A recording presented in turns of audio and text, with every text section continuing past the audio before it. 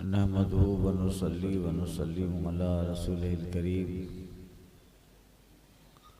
अम्मा बाद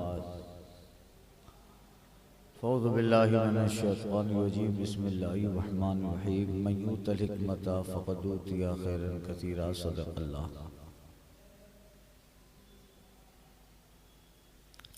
बाहर शरीयत का तीसरा हिस्सा ख़त्म हुआ। नमाज का जो जिक्र था वो मुकम्मल हुआ और तीसरा हिस्सा मुकम्मल होने के बाद साहिब किताब हज़रत अल्लामा अमजद अली आज़मी अलैहिर्रहमान ने इस किताब पे तकरीज़ लिखने के लिए इमाम अहले सुन्नत आला हज़रत की बारगाह में इसको पेश किया था। तो इस हिस्से के मुकम्मल होने के बाद आला हज़रत इमाम अहले सुन्नत ने इस पे जो तकरीज़ पेश की, बिस्मिल्लाहिर रहमानिर रहीम अल्हम्दुलिल्लाहि व कफ़ा व सलामुन अला इबादिहिल लज़ीना इस्तफ़ा ला सियमा अला शारिइल मुस्तफ़ा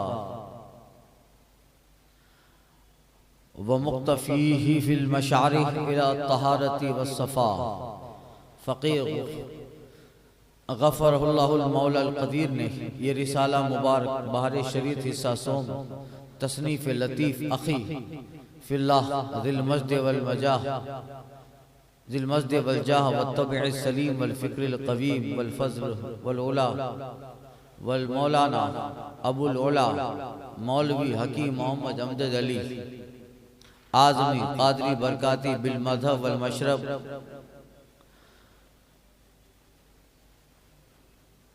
रज़क़ल्लाहु तआला फ़िद दारैन अल हुस्ना मुताला किया।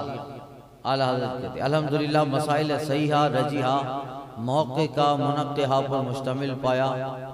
आजकल ऐसी किताब की ज़रूरत थी कि अवाम भाई सलीस उर्दू में सही मसले पाएँ, गुमराही और गलात के मसनू और मुलम्मा ज़ेवरों की तरफ आँख न उठाएँ। मौला अज़्ज़ा व जल मुसन्निफ़ की उम्र व इल्म फैज़ में बरकत दे और हर बाब में इस किताब के और हिस्स काफ़ी व शाफ़ी दवाफ़ी व साफ़ी तालीफ करने की तौफ़ीक़ बख्शे और उन्हें अहले सुन्नत में शाये व मामूल और दुनिया व आखिरत में नाफ़े और मकबूल फरमाए। ये बहार शरीयत के तीसरे हिस्से के इख्तिताम पर हुज़ूर अमजद अली के कहने पे इमाम अहले सुन्नत की तकरीज़ थी। अब चौथा हिस्सा नमाज का ही इसमें जिक्र है, मगर इसमें पहले हिस्से की मुख्तलिफ पहले हिस्से में जो जिक्र था फ़र्ज़ वाजिबात वगैरह, अब इसमें सुन्नत नफल मौक़िदात तरावीह बीमार की नमाज सफ़र की नमाज इन तरह का जिक्र होगा। अल्हम्दुलिल्लाहि रब्बिल आलमीन। वित्र का बयान सही हदीस में अब्दुल्ला बिन अब्बास से रिवायत कहते हैं आका करीम सल्लल्लाहु अलैहि वसल्लम के यहाँ में सोया था, हुजूर बेदार हुए, मिसवाक किया, वज़ू किया और उसी हालत में ये आयत करीमा इन्ना फी खल्क़िस समावाति वल अर्द ख़त्म सूरा तक पढ़ी। फिर खड़े होकर 2 रकात पढ़ी जिनमें क़याम कूद और रुकू को तूल किया। फिर पढ़ के आराम फरमाया यहाँ तक कि सांस की आवाज़ आई। यूं ही 3 बार में 6 रकातें पढ़ी। हर बार मिसवाक वज़ू करते और उन आयतों की तिलावत फरमाते। फिर वित्र की 3 रकातें पढ़ी। यही असल बात है हदीस को लाने का। फिर वित्र की 3 रकातें पढ़ी, यानी आका करीम सल्लल्लाहु अलैहि वसल्लम वित्र पढ़ते थे। तफसील आगे आ रही है मुकम्मल। अब्दुल्ला बिन उमर से मरवी है रसूल पाक सल्लल्लाहु अलैहि वसल्लम रात की नमाजों के आखिर में वित्र पढ़ते और फरमाते थे कि सुबह से पेशतर पढ़ो। हुजूर की आदत करीमा ये थी कि ईशा की नमाज पढ़ लेते मगर वित्र बाकी रखते, वित्र बाकी रखते। और वित्र आप आखिरी रात में उठ के पढ़ते थे और उसके साथ तहज्जुद भी मिला देते थे, उसके साथ तहज्जुद ये मसनून है, सुन्नत है, जबकि आपको उठने का यकीन हो, उठने का यकीन हो। तिरमिज़ी वगैरह में हदीस है, आका फरमाते हैं जिसे अंदेशा हो कि पिछले रात न उठेगा वो अव्वल में पढ़ ले, पहले ही ईशा में पढ़ ले, और जिसे उम्मीद हो कि पिछले को उठेगा वो पिछली रात में पढ़े कि आखिरी शब की नमाज मशहूद है, आखिरी रात की नमाज वो मशहूद है, यानी बारगाह रब की हाजिरी वाली नमाज है। वो ये तहज्जुद नाफिलतल लक, जो अल्लाह के लिए जायद नमाजें पढ़ता है वो नमाज मशहूद है। कुछ दिनों पहले इसकी तफसीर गुजर चुकी थी। तो अल्लाह की बारगाह में हाजिर होने की नमाज। एक हदीस में फरमाया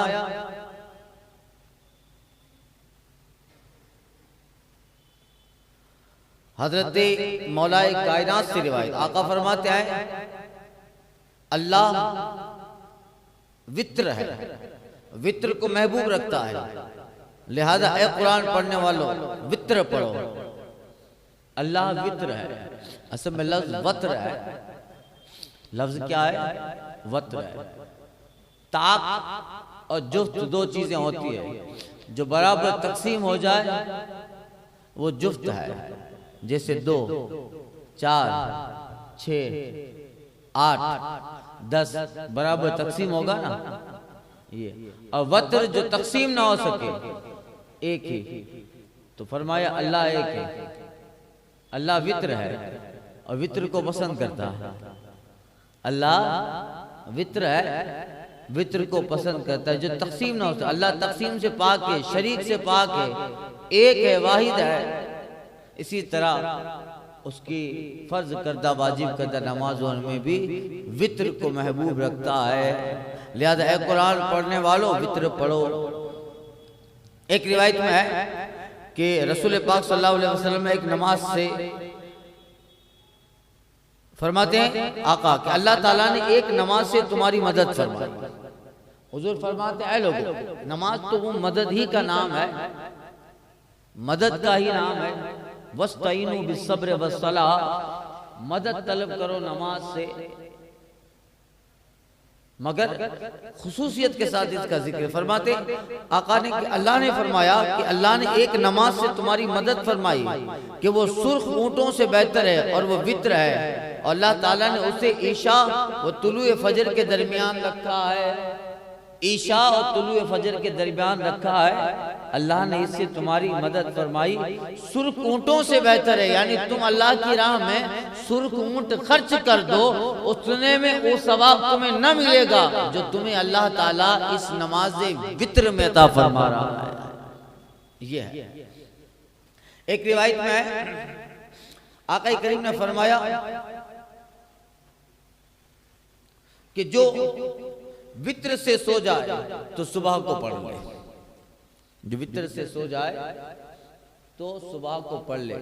इस मसले को याद रखिए, इस मसाइल फिक़हिया में इसका जवाब आ रहा है। आका करीम सल्लल्लाहु अलैहि वसल्लम फरमाते हैं, हजरत जाबिर से रिवायत कि हुजूर सल्लल्लाहु अलैहि वसल्लम के ताल्लुक से हजरत जाबिर कहते आका करीम वित्र के पहली रकात में सब्बिस्मि रब्बिकल आला, दूसरी में कुल या अय्युहल काफिरून और तीसरी में कुल वल्लाहु अहद पढ़ते।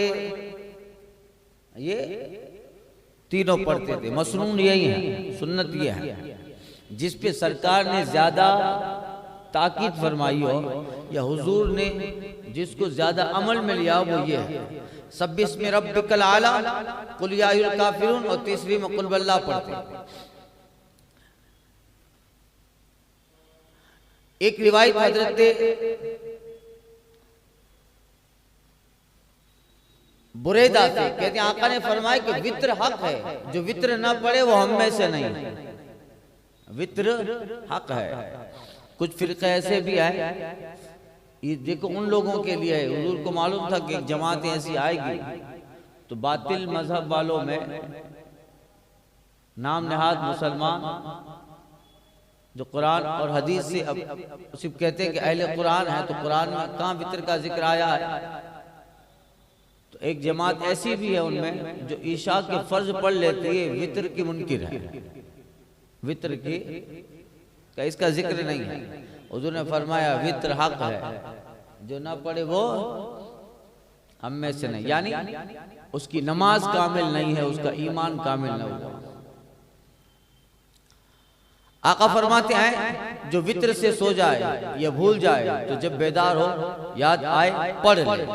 इसका मतलब यह है कि वित्र चूंकि वाजिब है और वाजिब की कज़ा करनी है, वाजिब की कज़ा, सुन्नत की कज़ा नहीं है, नफल की कज़ा नहीं है। अगर आपकी ईशा की 2 रकात सुन्नत जो पढ़ते हैं बाद में फर्ज के बाद, अगर वो छूट जाए तो उसकी कज़ा नहीं है, उसके लिए तौबा है, मगर वाजिब और फर्ज की कज़ा है।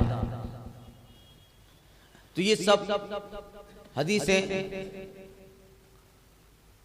जिक्र हुई। एक आखिरी हदीस आका फरमाते हैं, हजरत उबय बिन काब कहते हैं कि आका करीम सल्लल्लाहु अलैहि वसल्लम जब वित्र में सलाम फेरते तो 3 बार आप फरमाते सुभान अल मलिकिल कुद्दूस, और तीसरी बार बुलंद आवाज से कहते सुभान अल मलिकिल कुद्दूस सलाम फेरने के बाद।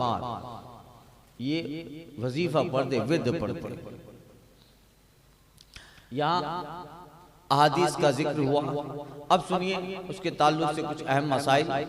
वित्र वाजिब है, वित्र वाजिब है। अगर सहवन या कसदन न पढ़ा तो कज़ा वाजिब है। और साहिब तरतीब के लिए अगर ये याद है कि नमाज वित्र नहीं पढ़ी है और वक्त में गुंजाइश भी है तो फजर की नमाज उसकी फासिद है, ख्वाह शुरू से पहले हो या दरमियान में याद आ जाए।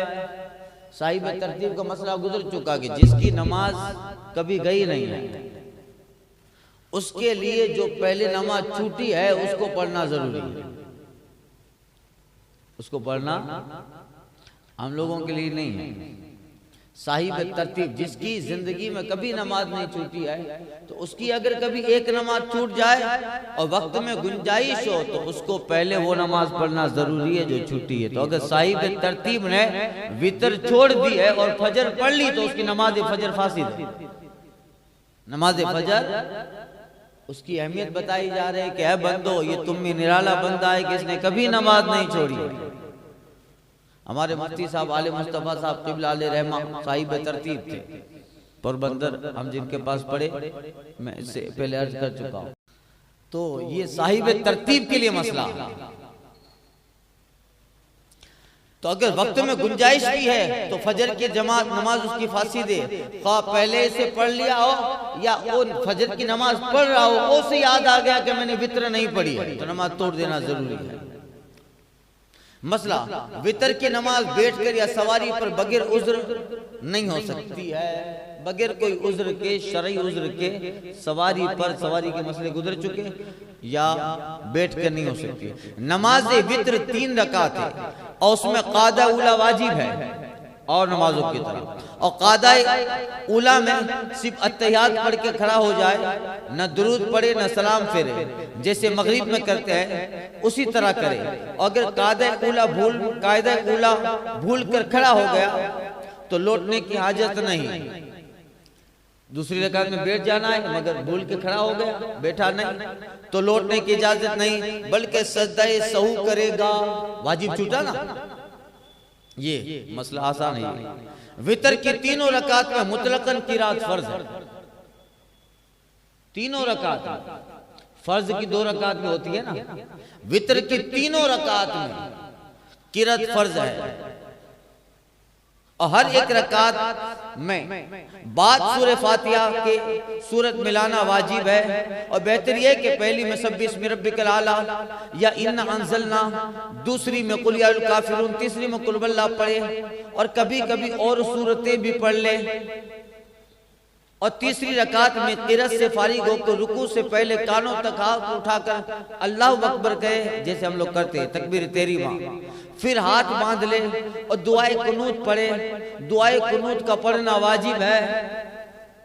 दुआए कुनूत का पढ़ना, दुआए कुनूत किसे कहते हैं? वो दुआएं जो अहादीस में जिक्र हुई हैं, कुनूत नाज़िला, इसलिए वो बयान आ रहा है। दुआए कुनूत पढ़े वाजिब है, और इसमें किसी खास दुआ का पढ़ना जरूरी नहीं है। हदीस की कोई भी दुआ ले लीजिए, और बेहतर वो दुआएं हैं जो आका करीम से साबित हैं, उनके अलावा कोई और दुआ पढ़े जब भी हर्ज नहीं है। मगर बेहतर यह है कि वो दुआएं पढ़ी जाएं जो अहादीस में मज़कूर है, जैसे अल्लाहुम्मा इन्ना नस्तईनुका व नस्तगफिरुक व नु'मिनु बिका व नतवक्कलु अलैक व नुसल्ली अलैकल खैर व नशकुरु अलैक व ला नकफुरु व नखला व नत्रुक मन यफजुरुक अल्लाहुम्मा इय्याका नअबुदु व ला नुसल्ली व नसजुद व इलैका नसआ व नहफिद व नरजू रहमतक व नख्शा अज़ाबक इन्ना अज़ाबका बिल कुफ़ारि मुल्हिक। ये बेहतर है पढ़े कि इस दुआ के साथ वो भी पढ़े। फरमाया जो आका करीम सल्लल्लाहु अलैहि वसल्लम ने इमाम हसन को तालीम फरमाई, ये मिशकात में गुजर चुकी है, ये बात गुजर चुकी मिशकात शरीफ में। तो इसके साथ वो भी पढ़े। अब वो क्या पढ़ेगा, आज तो ये पढ़ ले दुआ कुनूत, वही बेहतर है। मगर ये उलमा के लिए हैं जिनको ये सब चीजें याद है, बुजुर्ग साहिब इल्म के लिए।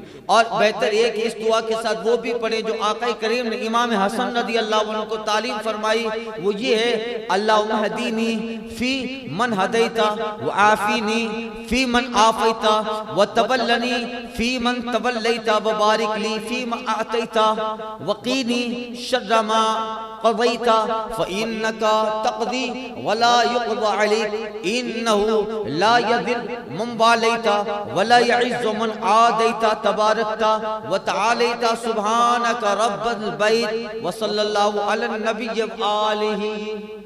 ये पढ़ ले। और एक दुआ वो है जो मौलाए कायनात से मरवी है, नबी करीम सल्लल्लाहु अलैहि वसल्लम आखिर वित्र में पढ़ते थे। ये भी दुआ कुनूत है, मौला कायनात से रिवायत है। कहते हैं कि हुजूर ये पढ़ते थे अल्लाहुम्मा इन्नी अऊज़ु बिका बिरज़ाका मिन सख़तिक व मुआफ़ातिका मिन उक़ूबतिक व अऊज़ु बिका मिनका ला उहसी सनाअन अलैका अंत कमा असनैता अला नफ्सिक। और ये है। और हज़रत फारूक आज़म से रिवायत है अज़ाबकल जिद्दा बिल कुफ़्फ़ार मुल्हिक़ के बाद ये दुआ पढ़ते थे अल्लाहुम्मा अग़फ़िर ली वलिल मोमिनीन वल मोमिनात वल मुस्लिमीन वल मुस्लिमात व अलिफ़ बैन क़ुलूबिहिम वस्लिह ज़ात बैनिहिम वंसुरहुम। बहुत लंबी दुआएं इला आखिर। आप भारी शरीयत के चौथे हिस्से में सफ़ा नंबर 282 पर इसको पढ़ लीजिएगा। तो ये सब दुआएं हैं। मसला दुआए कुनूत आहिस्ता से पढ़े, इमाम हो या मुनफरिद, मुक्तदी हो, अदा हो या कज़ा, रमजान में हो या और दिनों में दुआए कुनूत आहिस्ते से पढ़ना है। मसला जो दुआए कुनूत न पढ़ सके वो ये दुआ पढ़े रब्बना आतिना फिद दुनिया हसना व फिल आखिरति हसना व क़िना अज़ाबन नार। उसके लिए यही दुआए कुनूत। जिसको दुआए कुनूत याद ना हो तो ये है। अगर दुआए कुनूत पढ़ना भूल गया और रुकू में चला गया तो न कयाम की तरफ लौटे न रुकू में पढ़े। दुआए कुनूत पढ़ना भूल गया और रुकू में चला गया तो न अब रुकू में याद आया तो न कयाम की तरफ लौटे न रुकू में दुआए कुनूत पढ़े। अगर कयाम की तरफ लौट आया, रुकू में याद आया कि दुआए कुनूत तो पढ़ा नहीं है, फिर खड़ा हो गया, कयाम की तरफ लौट आया और कुनूत पढ़ा और रुकू में और फिर रुकू में गया तो नमाज फासिद ना होगी। मगर ये कि गुनहगार हुआ, अगर ये गुनहगार हुआ उसको करना ये चाहिए कि अगर रुकू में चला गया और याद आए कि दुआए कुनूत नहीं पढ़ना है तो डायरेक्ट सजदे में उसके बाद चला जाए, बाद में सजदा सहू कर ले। अगर सिर्फ अलहम्दो पढ़ कर रुकू में चला गया था, सिर्फ अलहम्दो पढ़ कर रुकू में चला गया था तो लौटे, चूंकि फर्ज छोड़ा है, अलहम्दो पढ़े फिर सूरत मिलाए फिर रुकू में जाएगा ना, या अलहम्दो पढ़े सूरत मिलाए फिर अल्लाह ऊपर कह के हाथ उठाए दुआए कुनूत पढ़े। मगर ऐसा ना किया, सिर्फ अलहम्दो पढ़ के रुकू में चला गया तो लौटे और सूरत तो कुनूत पढ़ ले। जब लौटाए सूरत मिलाने के लिए तो दुआए कुनूत भी पढ़ ले। अगर सिर्फ दुआए कुनूत भूल गया और रुकू में चला गया तो लौटे नहीं, लौटा और फिर रुकू किया तो ये गुनहगार हुआ, नमाज हो गई। मगर बेहतर यह है कि दुआए कुनूत पढ़ना भूल गया और रुकू में चला गया और रुकू में याद आए कि दुआए कुनूत नहीं पढ़ी है तो फिर लौटे नहीं, डायरेक्ट सजदा करे फिर और फिर उसके सजदा। मगर अगर किरत भूल गया, सूरत मिलाना भूल गया तो लौटेगा। तो अगर सूरत मिलाना भूल गया लौटे तो लौटते लौटते दुआए कुनूत भी पढ़ ले। जब लौटी आया है तो दुआए कुनूत भी पढ़ ले। तो ये और फिर रुकू करे और आखिर में सजदा सहू के। यूं अगर भूल गया और सूरत पढ़ ली थी तो लौटे, भूल गया और सूरत भी पढ़ ली तो लौटे और फातिहा सूरत और कुनूत पढ़कर फिर रुकू करेगा। मतलब इमाम को रुकू में याद आया कि दुआए कुनूत नहीं पढ़ी थी। इमाम को कब रुकू में याद आएगा? रमजान में, रमजानी में तो आएगा, उसी वक्त तो जमात करते हैं ना भीतर की। इमाम को रुकू में याद आया कि दुआए कुनूत नहीं पढ़ी तो कयाम की तरफ ऊद न करे, कयाम की तरफ न लौटे, पहले की जो मसला गुजरा। फिर भी अगर खड़ा हो गया और दुआ पढ़ ली तो रुकू का यादा न करना चाहिए, रुकू का यादा नहीं करना चाहिए। और अगर यादा कर लिया और मुक्तदियों ने पहले रुकू में इमाम का साथ न दिया, इमाम भूल गया था दुआए कुनूत तो रुकू में चला गया। मगर कुछ मुक्तदी हैं जो नहीं गए, इमाम भूल गया है दुआए कुनूत, अल्लाह को तकबीर तहरीमा से याद आ जाता है, तकबीर तहरीमा कहना भूल गया। तो कुछ मुक्तदियों ने इमाम को रुकू पहले रुकू में इमाम का साथ न दिया था और दूसरा इमाम के साथ किया, दूसरा रुकू इमाम के साथ कर लिया। तो पहला रुकू इमाम के साथ किया, दूसरा न किया, दोनों हाल में उनकी नमाज भी फासिद न होगी। उन्होंने तो सही किया, इमाम गलती कर रहा था, उनको तो नहीं जाना चाहिए। मसला कुनूत वित्र में मुक्तदी इमाम की मुताबत करे।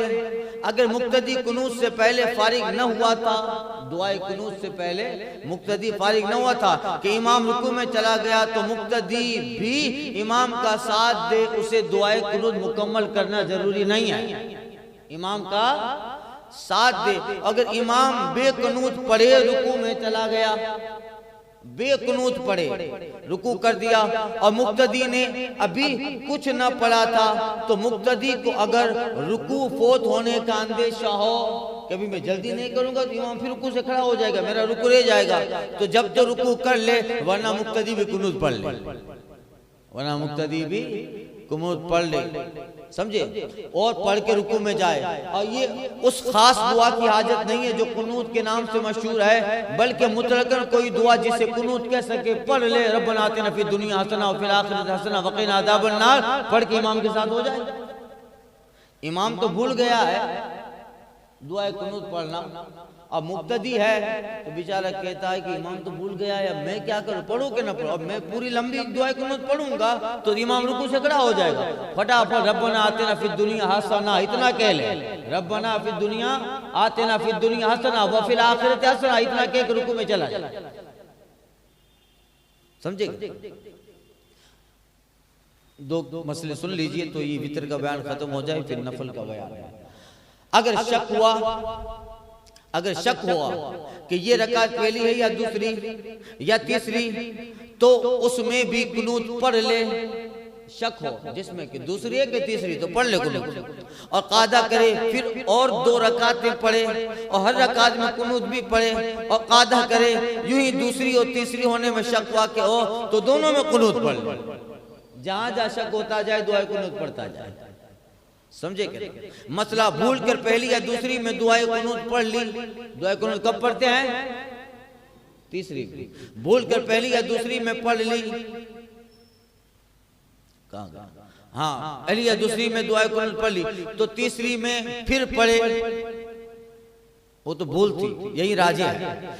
मसला मसबूक इमाम के साथ पढ़े। मुक्तदी की 4 किस्में में अर्ज कर चुका, मसबूक, लाहिक मसबूक और मुदरिक, 4 किस्में मुक्तदी की बयान हुई।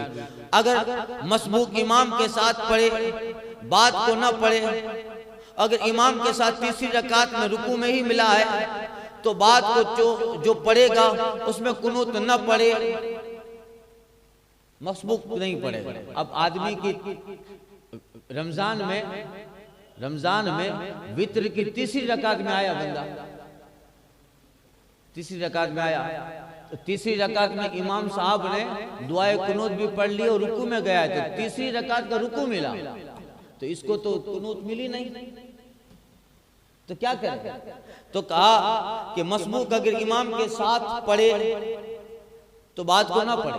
अगर किसी की 1-2 रकात छूट गई है तो तीसरी रकात में अगर इमाम के साथ उसे दुआए कुनूत मिल गई, तकबीर तहरीमा कुनूत मिल गई है, तो अपने ये पढ़े ना पढ़े। और अगर इमाम के साथ तीसरी रकात में रुकू में मिला है, तीसरी रकात में रुकू में मिला है, तो बात को जो पढ़ेगा उसमें कुनूत न पढ़े, उसे पढ़ना नहीं है। ऐसा नहीं कि तीनों नमाज अपनी जब बाद में तीन रकात लौटाएगा तो तीसरी में वो दुआ कुनूत नहीं, उसको नहीं पढ़ना है। मसला वितर की नमाज शाफी मजहब के पीछे पढ़ सकता है, शाफी मजहब। हम कौन से मजहब के हैं? वितर की नमाज शाफी मजहब के पीछे पढ़ सकता है। सुनिए मसला क्यों बताया। बशर्ते के दूसरी रकात के बाद सलाम न फेरे, दूसरी रकात के बाद सलाम ना फेरे, वरना सही नहीं। और इस सूरत में कुनूत इमाम के साथ पढ़े, यानी तीसरी रकात के रुकू से खड़े होने के बाद जब वो शाफी इमाम पढ़े तब। फजर में अगर शाफी मजहब की इक्तिदा की, अब देखिए शाफी लोग फजर में कुनूत पढ़ते हैं, फजर में अभी हम कुछ महीनों पहले पढ़े थे ना, सब जगह ऐलान करवाया था जब बर्मा वगैरह पे जुल्म ज्यादा था, फिलिस्तीन वगैरह पे, तो दुआए कुनूत नाजिला पड़ी थी। वो हदीस शरीफ में है, जब सरकार सल्लल्लाहु अलैहि वसल्लम के कुछ लोगों को कौम उरैना वाले ले गए थे और मार दिया, सरकार बड़े गमगीन हुए, तो फिर हुजूर उनके लिए कुनूत नाजिला पढ़ते थे। फजर की नमाज में सरकार दूसरी रकात में रुकू से पहले अल्लाह अकबर कह के दुआए कुनूत पढ़ते और यही सब पढ़ते थे। इन अज़ाब कबिल कुफ़ार मुल्हिक़, यानी उनके लिए वो सख्त जुमले होते थे अजाब के। तो इसी तरह जब कोई आलमी वबा आए, मुल्की वबा आए और जालिम बहुत परेशान करता हो, हमारे पास असबाब नहीं है, तो हमारे पास तो असबाब में से एक ही सबब है, वो है ज़ाते बारी ताला, उसी की मदद ली जाए।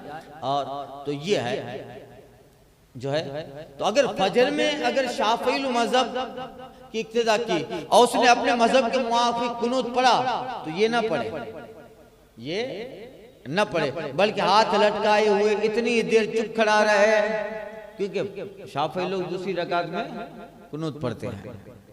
मसला वितर के सिवा और किसी नमाज में कुनूत ना पढ़े। हाँ, अगर हादसा अजीमा वाक़े हो तो फजर में भी पढ़ सकता है, वितर में ही दुआए कुनूत पढ़े। मगर कोई बड़ा हादसा हो, जैसे मैंने बताया जुल्म करते थे, बीच में एनआरसी का मसला आया था, सब परेशान कर रहे थे, तो हमने फजर में सब शुरू की थी।